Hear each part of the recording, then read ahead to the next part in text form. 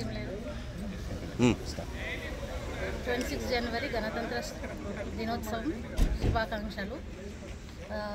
This day we celebrate as the Republic Day, where the Indian Constituent Assembly was adopted. Actually it was adopted in 1949 November 26, but since 2015 we are celebrating this November 26 1949 as Samvidan Divas. ఈ 26 జనవరి దినోత్సవం సందర్భంగా మన heroes who have really sacrificed their lives to free our country from the shackles of a foreign colonial rule, అది మనం గుర్తు తెచ్చుకోవాలి.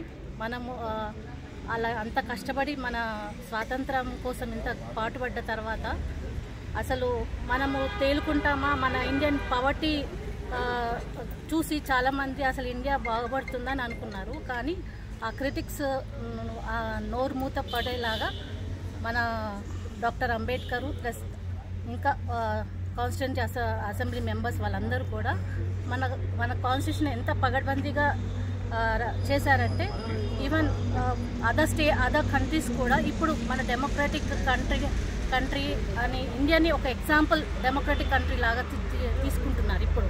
So we should really salute to Dr. Ambedkar, who has given such a beautiful and wonderful constitution to India. Thank you.